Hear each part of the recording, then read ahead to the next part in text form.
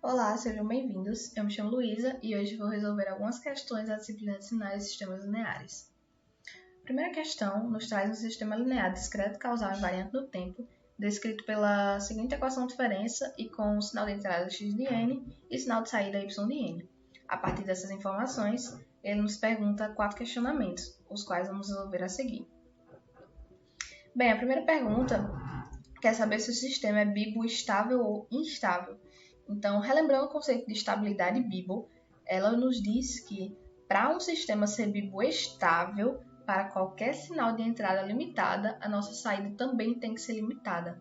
Então, para observar essa característica, nós vamos ver qual a cara da saída do nosso sistema. E a gente sabe que a saída do nosso sistema é descrita pelos modos característicos. Então, primeiramente, nós calculamos esses modos característicos e vamos ver como eles se comportam à medida que colocamos diferentes sinais de entrada nesse sistema. Como nossos modos característicos são exponenciais com bases menores do que 1, nós podemos concluir que esse sistema é biboestável, já que para um sinal de entrada limitado, mesmo que eu cresça esse n aqui, o valor desses termos vai sempre convergir para um valor específico e não crescer indefinidamente, o que aconteceria caso essas raízes fossem maiores do que 1. Logo, como essas raízes são menores do que 1 e essas exponenciais vão sempre convergir, o nosso sistema é biboestável. Aqui nós temos as nossas raízes no diagrama de estabilidade Bibo, o qual no eixo horizontal nós temos o eixo dos reais, no eixo vertical o eixo dos imaginários, e dentro desse círculo todos os possíveis valores para as raízes características para que esse sistema seja biboestável. Caso essas raízes estivessem fora desse círculo, ele seria biboinstável. Nosso segundo questionamento pergunta qual é a expressão da função de transferência do sistema. Então, a gente sabe que a função de transferência representa a relação entre a saída e a entrada de um sinal de um sistema linear, discreto e invariante no tempo.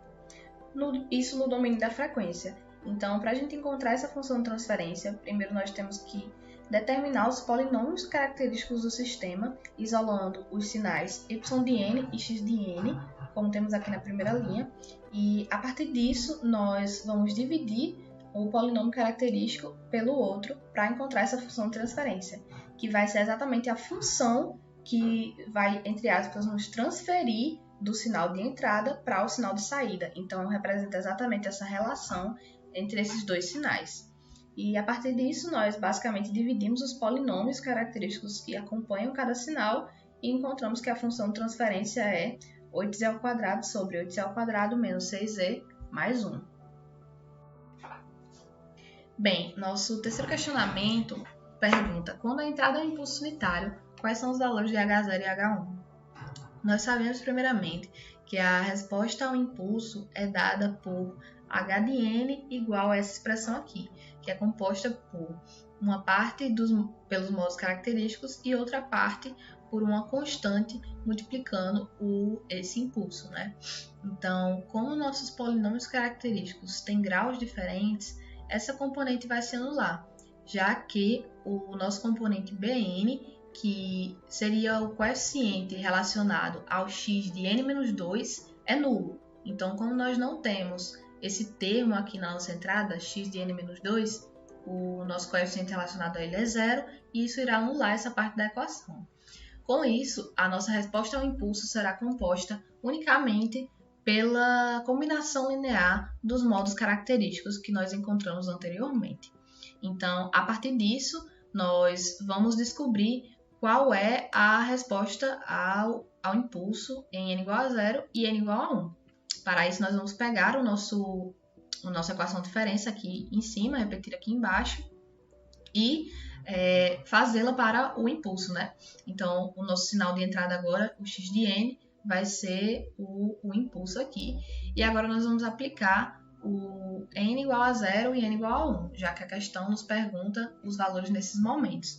E como nós sabemos que o impulso ele só tem valor, né, no n igual a 0, todas as outras componentes elas irão ser nulas, e a partir disso nós calculamos que o h de 0 é 1, e o h de 1, né, substituindo o h de 0 aqui nessa equação, vai ser igual a 0,75.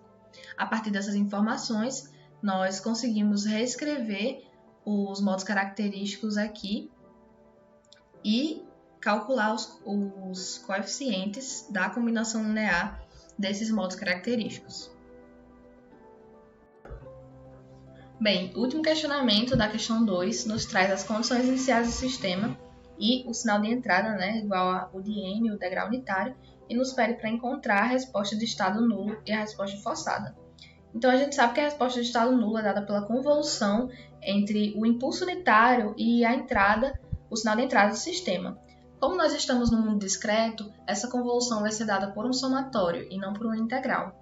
Então, nós temos aqui o somatório da resposta ao impulso com o sinal de entrada defasado.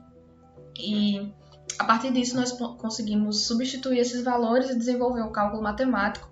E, no final, nós chegamos aqui que a resposta de estado nulo ela é composta por esses termos, ou seja, por dois termos que estão relacionados aos modos característicos do sistema e um termo que é um modo não característico, né, que é uma constante. Já a resposta forçada, ela vai ser exatamente a parte da resposta de estado nulo que é composta por modos não característicos, porque a resposta total, nós temos que é a resposta de estado nulo e a resposta de entrada nula. Como a resposta de entrada nula ela é composta puramente de modos característicos, a única componente da resposta total que é composta de modos não característicos é justamente a resposta forçada. Então, essa resposta forçada vai estar puramente inclusa aqui no estado nulo, já que na resposta de entrada nula há puramente termos com os modos característicos. Portanto, a resposta forçada do sistema vai ser exatamente essa parte da resposta do estado nulo que não possui, né, não é descrita pelos modos característicos.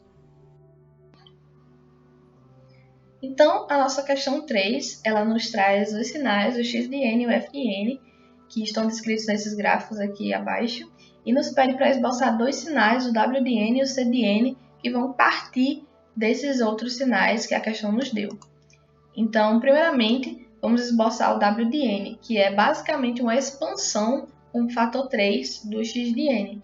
Então, para expandir esse sinal, a gente vai basicamente espaçar as suas amostras com o fator 3 e acrescentar as amostras nulas naqueles valores para os quais ficamos com nenhum valor, né? Então, para as amostras entre os valores espaçados, nós vamos acrescentar amostras nulas. E o sinal do w de n vai ficar dessa forma.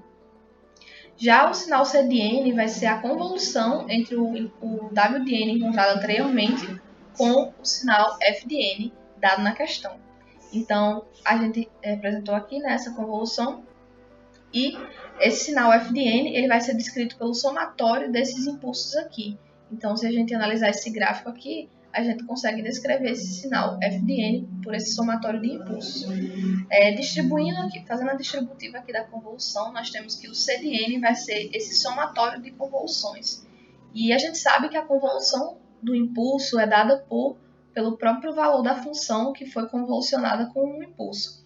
E pela propriedade do deslocamento, a gente sabe que caso a gente convolucione uma função com um impulso deslocado, a resposta dessa convolução vai ser o próprio sinal que foi convolucionado, né, deslocado. Então, a partir dessa definição, nós temos que esse sinal c de n vai ser basicamente o somatório desse sinal w de n defasado em alguns momentos e com diferentes magnitudes. Então, agora a gente vai pegar esse sinal w de n, que a gente encontrou anteriormente, descrito por meio também do somatório de impulsos, e aplicá-lo a essa definição c de n. Então, aplicá-lo para n mais 2, aplicado para n mais 1, aplicá-lo para n menos 1 e para n menos 2. E, por fim, realizando o somatório desses valores, nós encontramos que o c de n pode ser descrito por esse somatório de impulsos. E, por fim, também, representando graficamente, o c de n ficará dessa forma. Então, é isso, pessoal. Muito obrigada.